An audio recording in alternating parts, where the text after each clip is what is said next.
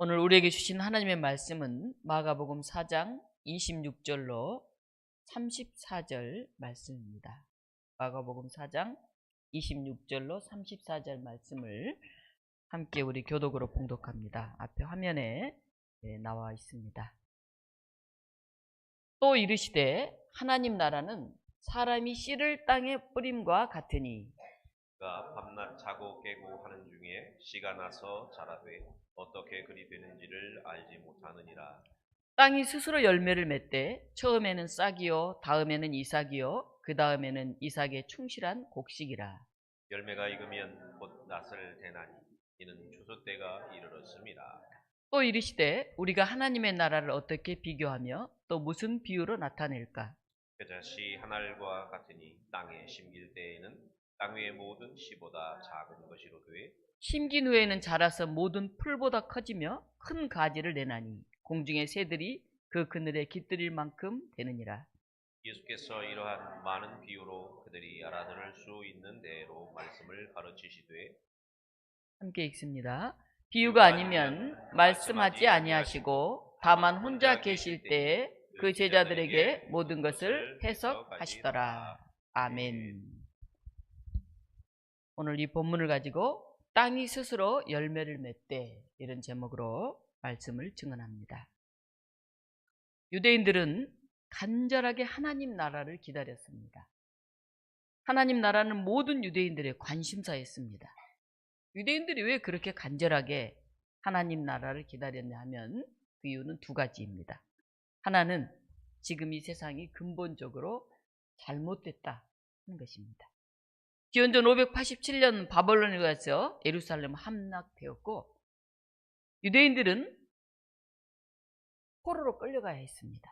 그리고 예수님 당시에도 유대인들은 로마 제국에 의해서 지배를 받고 있었습니다. 그래서 유대인들은 이 큰 세상의 나라, 제국들에 의해서 이 세상은 부패했고 정의와 평화가 철저하게 손상되었다. 그렇게 생각했습니다. 또 하나는 이렇게 잘못된 이 역사를 다시 회복하는 일은 사람의 힘에 의해서는 실현될 수 없다고 생각했습니다. 바벨론 포로로 그들은 자신들의 힘으로는 세상의 악한 질서를 바꿀 수 없다 하는 큰 아픔과 좌절이 있었습니다. 당연히 그들은 하나님이 직접 통치하시는 그때가 곧 오리라고 기대하고 기다렸습니다. 그리고 그것만이 자신들이 이 포로로부터 해방받을 수 있는 유일한 구원의 길이었기 때문입니다. 400년 만에 다시 나타난 예언자인 세례 요한도 유대 광야에서 회개하라, 천국, 하나님의 나라가 가까이 왔다 이렇게 외치셨습니다. 그리고 예수님도 하나님 나라를 선포하시면서 사람들에게 믿음과 회개를 촉구했습니다. 예수님은 귀신들을 쫓아내고 병자들을 고치고 자연 이적을 나타내시면서 하나님 나라가 예수님의 활동과 사역을 통해서 이미 우리 인간 세상 가운데 펼쳐지고 있다는 것을 손수 보여주셨습니다.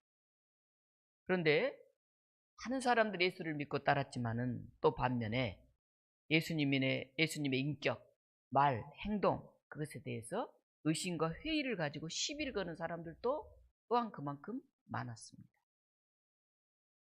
오늘 성경 말씀인 마가복음 4장에서는 예수님이 하나님 나라를 선포하시면서 모여든 백성들에게 여러 가지 비유로 하나님 나라에 대해서 가르쳐 주십니다. 주로 모여든 사람들이 어부들, 농사 짓는 사람들, 당시 그런 사람들이었기 때문에 농사 짓는 이야기, 고기 잡는 이야기, 씨 뿌리는 이야기, 그들이 삶에서 자주 경험하는 생생한 삶의 이야기들을 가지고 비유로 말씀하시곤 했습니다. 오늘 마가복음 4장은 하나님 나라 비유 3가지가 나옵니다. 우리가 너무 잘 알고 있는 씨 뿌리는 비유가 나와요. 그 다음에 오늘 본문은 겨자씨의 비유, 또 저절로 자라나는 씨의 비유예요. 이 오늘 본문에 나오는 저절로 자라는 씨의 비유는 이 마가복음에만 나와요. 겨자씨 비유도 우리가 사실은 잘 알고 있죠. 오늘 마가복음 4장 26절에서 예수님 다음과 같이 말씀을 시작합니다. 하나님의 나라는 사람이 씨를 땅에 뿌림과 같으니. 누가 땅에 씨를 뿌립니까? 사람이 씨를 땅에 뿌려요. 여러분, 땅에 씨를 뿌리는 동물 본 적 있어요? 멧돼지가 뿌리거나 뭐 까마귀가 뿌리거나 그런 얘기 못 들어봤죠. 물론 새들이 뭘 물고 와가지고 씨앗을 떨어뜨릴 수는 있지만 씨를 뿌리는 거는 사람만이 할 수 있는 일이에요. 그래서 옛날에는 수렵과 채취 이런 활동으로 살았는데 이 씨를 뿌려서 농사를 지으면서 인간의 문명이 발달했어요. 농사를 지으니까 생산량도 많아지고 그것을 또 저장할 수 있으니까 사람이 다른 일을 할 수 있는 여유가 생기기 시작한 거죠. 인류 문명의 획기적인 일이었습니다. 그런데 이 농사는 물이 있어야 할 수 있어요. 지금은 뭐 수도가 곳곳에 있어서 물이 있지만 옛날에는 물이 없어서 사막도 많고 그랬잖아요. 그래서 4대 문명의 발상지를 보면 다 큰 강들 주변에서 문명이 발달한 것을 볼 수가 있습니다. 저는 요즘 어머님과 함께 상자 텃밭을 가꾸고 있어요.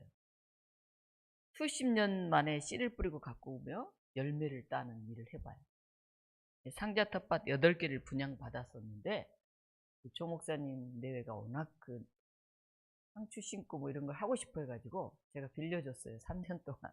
그리고 이제 우리 조 목사님 가시고 나니까 이제 올해는 제가 다시 기르게 됐어요. 상추, 깻잎, 고추, 방울토마토를 심어서 키우고 있습니다.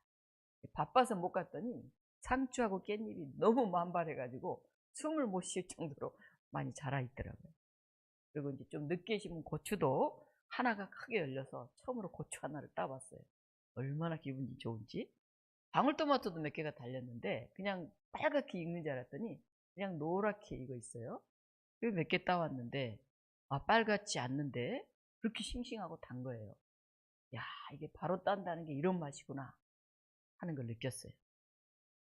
또 가보면 상추가 일주일 만에 가면 안 돼요. 사실 한 일주일에 2번 가야 되는데 제가 바빠가지고 일주일에 1번 정도 이제 겨우 가는데 금방금방 자라요. 이렇게 키가 컸어요. 가득 찼어요. 상자에. 참 신기하고 재밌다. 그런 생각이 들어요. 그런데 사실 상추나 고추나 방울토마토가 자라는 것은 보지 못해요. 가면 자라 있어요, 그냥. 식물의 성장을 보기 위해서 동영상을 카메라로 설치해가지고 며칠간 촬영해서 초고속으로 쫙 돌리면은 식물이 자라는 모습을 겨우 볼 수 있을지는 모르겠어요.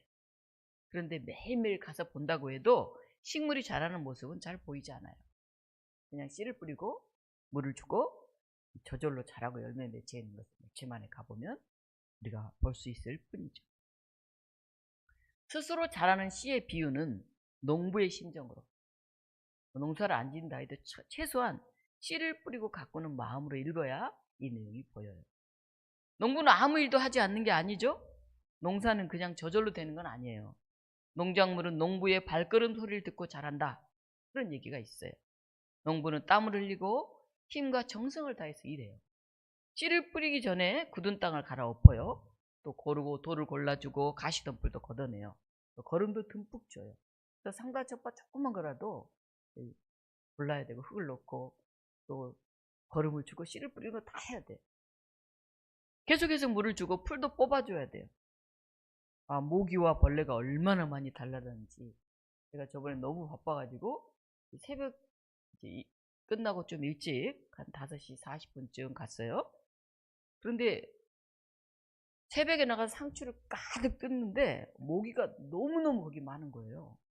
모기도 새벽에 자다가 제가 가서 일어났는지 정말 모기가 까매요. 그래서 이제 이렇게 뜯어왔는데 그때는 몰랐는데요. 그 다다음 날 보니까 여기가 그냥 모기가 물려갖고 양팔이 다 빨개요. 그래서 아이고야 이제는 아침에 상추 뜯으러 때는 긴팔 입고 가야 되겠구나. 제가 그 생각을 했어요. 농사는 사람의 수고가 필요해요. 그런데 그것으로 또 다 되는 건 아니에요. 지난해는 제가 농사 짓지는 않았지만 비가 너무 많이 와가지고 상추가 다 녹아버렸다. 그런 얘기를 제가 들었어요. 비가 얼마나 많이 왔으면 그 상추가 다 녹아버렸을까 생각을 했어요. 탐스럽게 달린 상추와 방울토마토를 보면서 저는 고백을 할 수밖에 없어요. 참 잘 자라는구나. 사실 제가 바빠서 안 가면 장로님이 물 좀 주기도 하고 신권산이 바로 옆이니까 또 자기 상자 텃밭 가꾸면서 봐줄 때도 있고 또 그래요. 정말 이건 내가 하는 게 아니라 하나님이 하시는구나. 농사는 하늘이 덮고 땅이 하는 일이구나. 그렇게 고백을 할 수밖에 없어요. 땀 흘려 일한 농부는 이 생명의 신비, 자연의 순리를 알 수밖에 없어요. 다시 말하면 이렇게 생명의 신비와 자연의 순리를 알고 따르는 농부만이 농사를 제대로 지을 수 있어요. 농부가 씨앗을 뿌리고 그 씨앗이 스스로 싹이 트기를 기다리고 도와주지. 싹이 빨리 나오라고 막 껍질을 깨고 막 재촉을 하고 막 이렇게 잡아 끄르는 농부는 없잖아요. 땅은 저절로 열매를 맺습니다. 싹을 내고 이삭을 내고 알찬 나달을 내요. 땅은 굉장히 정직합니다. 농부가 수고도 하겠지만 그 결과는 전적으로 하나님의 은총과 신비의 영역이에요. 최선을 다하면서 다만 하나님의 은혜와 섭리를 기다리는 사람들, 그들이 바로 하나님 나라의 백성입니다. 그런데 세상에는 능률과 실적을 위해서 막 새순을 잡아 뽑는 그런 농부는 없는데 그렇게 일하는 사람들이 있어요. 사업하는 사람들, 장사하는 사람 중에 그런 마음을 가지고 하는 사람들 종종 봐요. 그는 농사는, 사업은 자기 힘으로만 되지 않는다 하는 그 진리를 몰라요. 그래서 막 빨리 막 씨앗을 잡아 뽑듯이 이렇게 하는 사람들이 있어요. 여러분들 어떻습니까? 혹시 그렇게 하고 있지 않나요? 땅이 스스로 열매를 맺는다. 이 말씀은 근본적으로 하나님 나라에 대한 그런 비유입니다. 하나님 나라는 하나님이 스스로 이루어가는 것이지 사람이 막 급하다고 해서 금방 오는 것이 아니다 하는 것이. 어떤 사람들은 자신이 하나님 나라를 일구거나 세워갈 수 있다고 생각해요. 하나님의 뜻을 분별해가지고 그 뜻을 순종하겠다 하는 그 마음은 굉장히 높이 살 마음이에요. 그러나 사람이 하나님 나라를 세우지 못한다 하는 것을 우리가 분명히 알아야 돼요. 예수님 당시에 하나님 나라를 자신들이 빨리 건설하겠다고 주장하는 그런 집단들이 있었어요. 무력으로라도 혁명을 통해서 좋은 세상을 만들려고 했던 열심당, 젤로당이라고 하는 이 사회 혁명가들이 있었어요. 그들은 막 칼을 가슴에 뿜고 다니다가 시장 같은 데서 친노마, 매국노들을 만나면 콱 찔러 죽이고 도망가고 막 그랬죠. 우리도 일제하에 그런 일들이 있었잖아요. 저격하고 막 그랬잖아요. 율법을 철저하게 지키면 좋은 세상이 올 것으로 생각했던 바리새인들, 특히 율법학자들이 있었어요. 이들은 병들어서 사람들로부터 소외된 사람들, 격리됐거든요. 병들면 일정 기간 동안 주일에도 일하는 그래서 주일을 성수하는 사람들을 죄인으로 취급하면서 차별하고 분리하고 그랬어요. 요새 우리가 사람들을 차별하고 막 분리하는 경우들 있잖아요. 외국인 노동자라고 해서 막 분리하고, 또 길거리에서 이렇게 노숙자라고 해서 아우 냄새나고 분리하고, 또 여러 가지로 소수자들을 분리하는 일들이 많잖아요.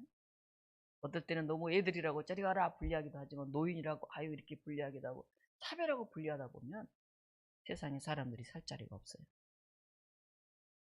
이런 사람들도 좋은 세상을 만들어 보려고 했고 어느 정도의 성과가 있기도 했어요.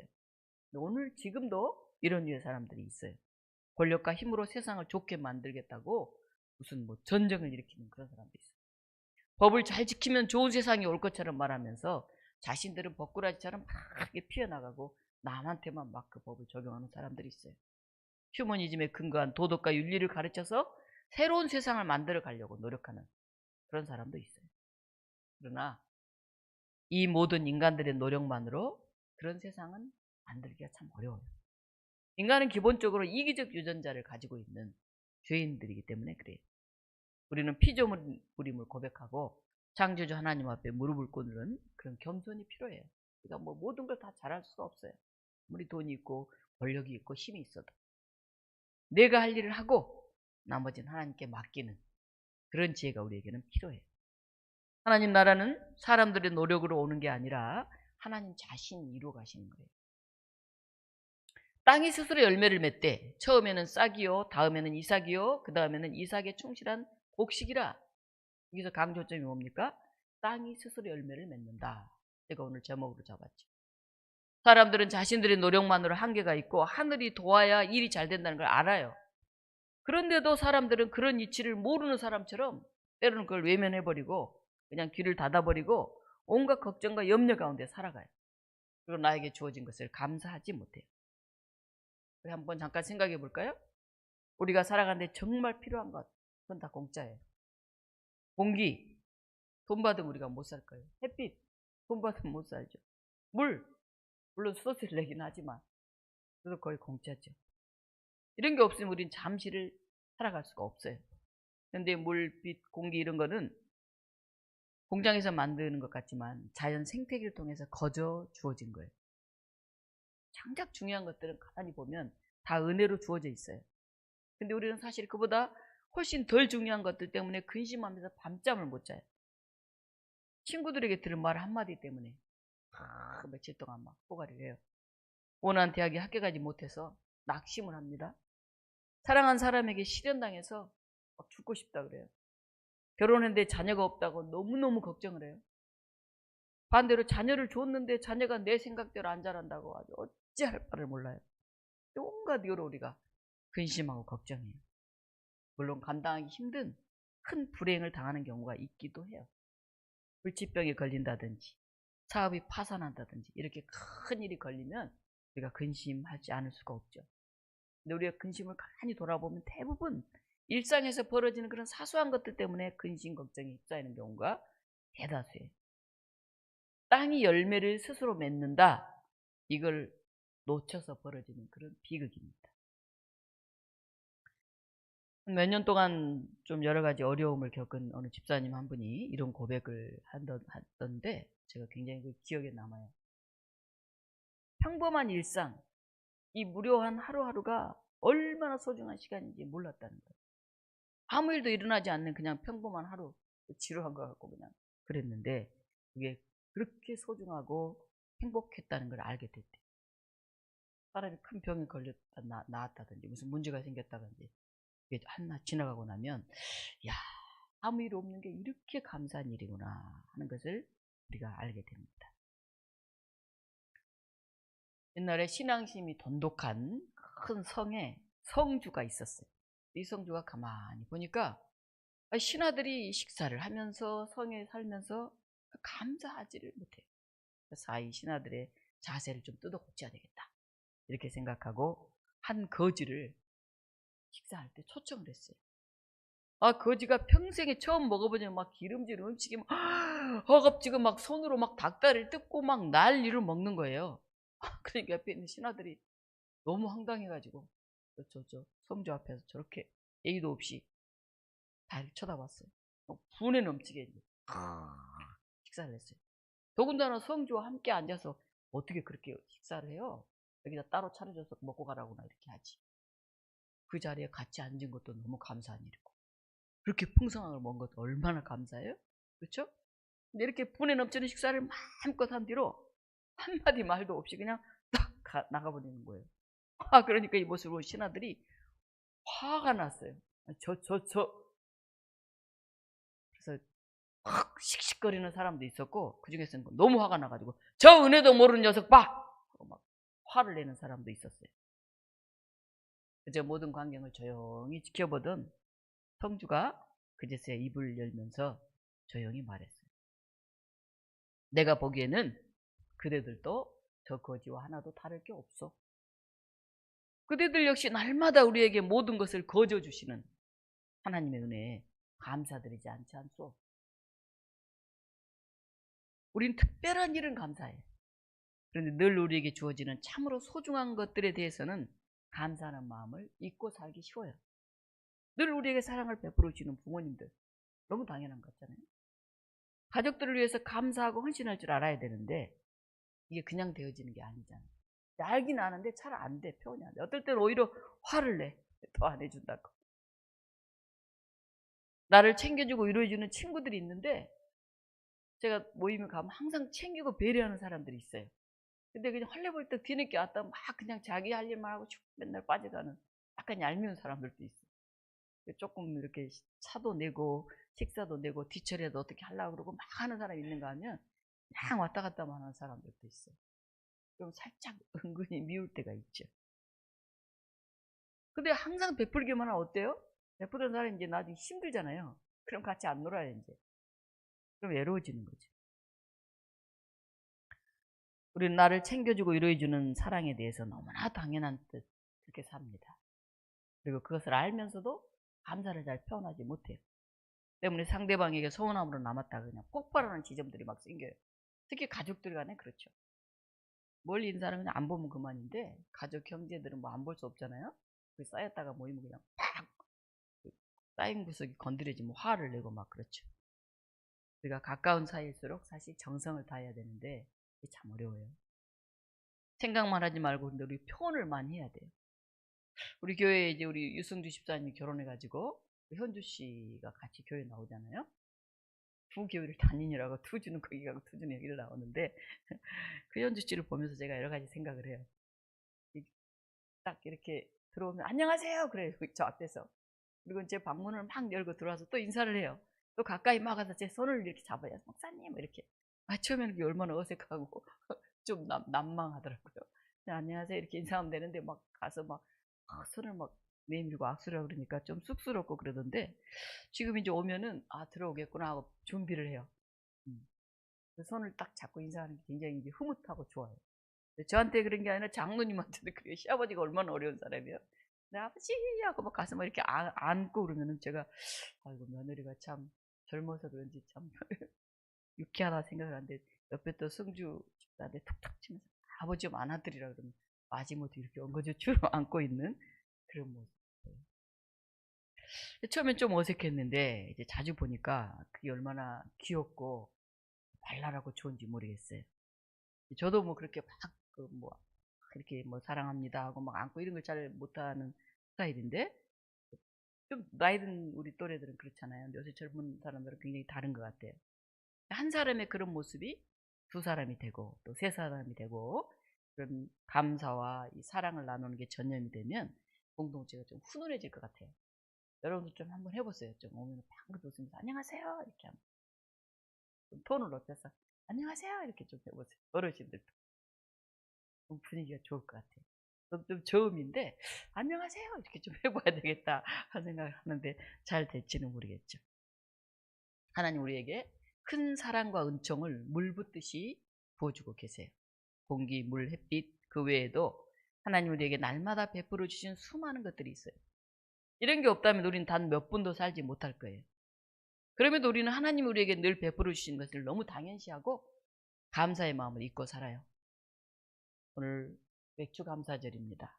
어떻게 또 6개월을 지나왔는지 몰라요. 우리 교회 참 작은 교회인데 어떨 때는 또 많이 오기도 하고 어떨 때는 좀 빠지기도 하고 막 이래요. 베풀어진 은혜에 대해서 늘 감사할 줄 아는 마음이 우리 그리스도인들에게 반드시 요청되는 신앙의 태도예요. 어떻게든 우리가 감사를 표현하고 살아야 돼요. 우리가 다 한 것 같지만 스스로 잘하는 그 부분이 없다면 열매를 우리가 맺을 수가 없잖아요. 또 하나의 비유가 나오는데 겨자씨 비유예요. 우리가 잘 아는 비유죠. 하나님 나라는 겨자씨와 같다. 제가 저번에 겨자씨를 한번 여러분에게 보여준 적이 있는데 코팅해서 겨자씨는 가장 작은 것을 가르칠 때 사용하는 단어죠. 우리 깨보다 작아요. 깨는 좀 또록또록이나 하죠. 볼펜으로 좀 하나 탁 찍어놓은 것 같이 그 정도밖에 안 해요. 겨자씨는. 그런데 자라나면 3m, 4m까지 자라요. 우리 2배 이상 자라는 거예요. 그리고 이렇게 작은 풀과 같은 데서 굉장히 이렇게 많이 가지를 내가지고 새들이 와서 거기에 다 그늘에 쉬어요. 겨자씨 비유는 하나님 나라 운동의 양면성을 보여줘요. 유대인들은 가장 작은 것, 가장 변변치 못한 것, 그걸 나타낼 때 겨자씨 이렇게 말했어요. 시시한 것, 별 볼 일 없는 것, 약한 것. 그런데 하나님 나라는 초창기에는 세상적인 표정으로 볼 때는 아무리 열심히 수고해도 결과도 별로 보이지 않고 그냥 미미하게 보여요. 우리가 열심히 이렇게 기도하고 이렇게 열심히 해도 그게 뭐 별로 보이지 않는 것 같아요. 그리고 겨자씨가 자라면 모든 풀 가운데 제일 크게 자라요. 막 가지들까지 뻗어요. 큰 나무도 아니고 조그마한 씨앗 같은 풀 하나가. 그리고 공중의 새들이 그 나무에 깃들인다는 거예요. 겨자씨 비유는 하나님 나라의 신비에 대해서, 파종의 결과에 대해서 강조하고 있어요. 이처럼 이미 심겨지고 자라나고 있는 하나님 나라는 작은 씨처럼 사람들 눈에는 잘 보이지 않지만 아주 미미하게 보이지만 자라나면 큰 나무가 되어서 새들이 깃들인다는 거예요. 이미 시작된 하나님 나라의 이 왕정도 나중에 상상할 수 없을 정도로 놀라운 성과를 드러내게 된다는 거예요. 예수님은 하나님 나라는 잘 보이지 않지만 그 성과도 빨리 나타나지 않지만 세상 나라가 다인 것 같지만 그럼에도 불구하고 기적적으로 성장하고 마침내 완성의 때가 곧 도래한다. 이런 사실을 얘기하면서 백성들에게 확신과 용기를 불어넣어 주셨어요. 이 일을 위해서 겨자씨를 뿌리는 인간의 적극적인 활동도 필요해요. 상추 제가 씨앗 하나 심으면 상추 하나가 자라는 게 아니에요. 그 옆에 또 가지를 치고 이래가지고 많이 자라요. 그래서 막 따줘야 돼 이렇게. 때로는 꼭지를 꺾어줘야 될 때도 있어요. 한 가지에서 많은 열매가 맺히잖아요. 그 나라를 마음에 품고 기도하는 사람들은 새들이 깃들일 만큼의 가지와 풍성함을 우리가 나눌 수가 있어요. 하나님은 저와 우리에게 매일매일의 양식과 은혜를 주세요. 우리는 내가 받은 은혜를, 복음의 능력을 이웃과 나누면서 살아가야 됩니다. 그래서 아무개를 만나면 기쁘다. 아무개를 만나면 행복하다. 아무개를 보기만 해도 든든하다. 우리가 이런 사람이 돼야 돼요. 우리가 좀 힘들다고 맨날 힘든 얘기를 하면 사람들이 우리 보는 걸 힘들어해요. 피곤해요. 스스로 기도하고 인내해내면서 우리 믿음의 사람들은 다른 사람들에게는 좀 넉넉하게 어렵지만 그래도 열심히 살아가고 있는 모습, 그런 모습을 비춰내야 돼요. 저도 작은 교회 목회하고 있는데 뭐 어떻게 보면 너무 약한 교회잖아요. 제가 좀 힘이 없이 이렇게 다니면 얼마나 측은하게 보이겠어요? 근데 오히려 저는 늘 당당하게 다녀요. 뭐 기죽을 것도 없고요. 최선을 다해서 열심히 살고 있기 때문에 하나님의 은혜로 이렇게 살아가고 있기 때문에 오히려 뭐 1000명, 2000명 교회 할 때보다 제 마음이 더 편해요. 나름대로 열심히 사니까. 그냥 형식적으로 많은 교인들 속에서 막 그냥 이 일하고 저 일하고 일에 치여가지고 그냥 눈치 보면서 대충 그렇게 살지 않고 작지만 열심히 서로 소소하지만 최선을 다해서 이렇게 살기 때문에 훨씬 마음이 편한 것 같아요. 오늘 맥주 감사 주일이기 때문에 제가 이 감사의 비결을 알려드리고 말씀을 마치려고 합니다. 성경에 범사에 감사하라 그런 얘기를 했는데 감사하는 거 참 어려운 것 같아요. 어떻게 감사해야 될까요? 영적 원리 비결을 몇 가지 얘기 드릴게요. 첫째는 살아있음을 감사해요. 그러면 감사하지 않을 사람 한 명도 없어요. 큰 사고를 당했거나 난치병으로 사경을 헤맸던 사람들은 한결같이 하는 말이 있어요. 아, 내가 이렇게 그냥 무사히 안 아프고 살아있다는 것이 얼마나 감사한지 모르겠다. 내가 이렇게 생명 가지고 살아가고 있는 게 정말 감사하다. 그런 얘기예요. 두 번째는 문제가 있는 것을 감사해야 돼요. 여러분 아무 문제가 없으면 좋을 것 같죠? 그렇지 않아요. 크고 작은 문제가 있는 게 세상이에요. 아무 문제가 없는 게 딱 한 군데 있어요. 어디냐면 무덤이에요. 무덤. 죽으면 아무 문제가 없어요. 모르니까. 근데 살아있는 생명은 언제나 문제가 있어요. 비가 와도 문제, 안 와도 문제, 많이 와도 문제. 나에게 문제가 있다는 것은 아, 내가 아직 살아있구나. 그래, 감사하다. 삶이 이런 거지. 자, 또 일어나자. 이렇게 생각해요. 세 번째는 감사할 일이 생기면 즉시 감사하세요. 시간이 지나면 감사의 마음도 희밋해지고 새삼 또 그 말하기도 좀 어려워져요. 우리는 그때그때 감사를 표현할 수 있어야 돼요. 저도 사실 뭐 이렇게 감사를 바로바로 표현을 잘 못해요. 쑥스럽기도 하고 누가 뭐 조그만 거 표현하면 감사합니다 하려면 또 달라고 하는 것 같기도 하고 그래서 쑥스러워서 말을 못하고 그러는데 이제 노력은 해요. 감사합니다 하고. 감사를 표현을 자주 해야 돼요. 마지막으로 사소한 일과 작은 일부터 감사할 수 있어야 돼요. 우리는 큰 일, 굉장한 일이 생기면 이렇게 기쁘다, 감사하다 이렇게 하려고 보니까 작은 일 이런 것을 감사하지 못해요. 잘 안 보여요. 작은 일, 사소한 일을 감사할 줄 알아야 우리가 범사에 감사하죠. 오늘 이 맥주 감사절에 보이지 않게 자라게 하신 하나님의 손길에 우리가 감사하고 또 조그만 거 하나 드렸을 뿐인데 이렇게 커져 있는 하나님 나라의 소망을 보면서 감사하는 우리 교우들 모두가 되기를 간절히 바랍니다. 우리 함께 잠깐 기도하겠습니다. 하나님, 제 마음속에 힘든 일도 있습니다. 답답한 일도 있습니다. 누구에게 말하기 어려운 일도 있습니다. 그런데 그럼에도 불구하고 감사할 수 있는 저희들이 되게 해주세요. 우리가 이 시간 잠깐 나를 위해서, 우리 가족을 위해서, 우리 교회를 위해서, 이 나라를 위해서 하나님 범사에게 감사할 수 있게 해주십시오 하고 각자 기도하겠습니다. 하나님 생명이 있음을 감사합니다. 우리에게 크고 작은 문제가 있어서 고민하고 씨름하면서 살아있음을 느끼게 하셔서 감사합니다. 하나님, 감사할 일이 있을 때 바로바로 감사하는 저희가 되게 해주시옵소서. 아주 작은 일입니다. 그것부터 감사해서 큰 감사가 있는 저희들 되게 하여 주시옵소서. 하나님, 우리 안에 임재해 주시옵소서. 우리에게 병든 이들이 있습니다. 마음이 아픈 이들이 있습니다. 경제적으로 어려운 이들이 있습니다. 하나님, 어찌해야 될지 방향을 몰라 헤매고 있는 이들이 있습니다.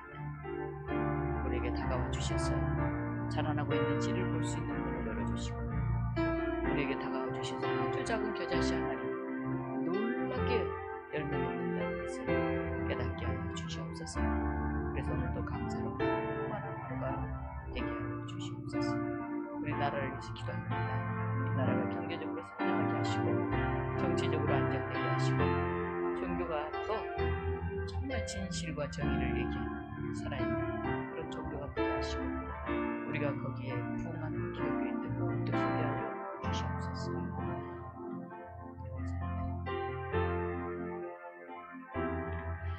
하나님, 때로 병들게 하심을 감사합니다. 그래서 인간의 약함을 깨닫게 해주시기 때문입니다. 가끔 고독의 수렁에 내던져 주심도 감사합니다. 주님과 가까워지는 기회가 되기 때문입니다. 일이 계획대로 안 되게 틀어주심도 감사합니다. 저의 교만을 반성할 수 있기 때문입니다. 아들, 딸이 걱정거리가 되게 하시고, 배우자가 미워질 때가 있게 하시고, 부모님과 형제들이 짐처럼 느껴지게 하심을 감사합니다. 내가 짐이 되었던 시간을 기억하게 하시고, 인간된 보람을 느낄 수 있게 하기 때문입니다. 먹고 사는데 힘겹게 하심을 감사합니다. 눈물로 빵을 먹는 그 심정, 그 어려운 사람들을 이해할 수 있기 때문입니다. 때로는 허무하고 허탈하게 하심을 감사합니다. 영원에 접근할 수 있는 기회가 되기 때문입니다. 불의와 허위가 득세하는 시대에 태어나게 한 것을 감사합니다. 하나님 의가 분명히 드러나기 때문입니다. 땀과 고생의 잔을 맛보게 하심을 감사합니다. 주님의 사람임을 깨달을 수 있기 때문입니다. 주님, 오늘 또 하나님의 은혜에 감사할 수 있는 마음 주심을 진심으로 감사드리며 예수 그리스도 이름으로 기도합니다. 아멘.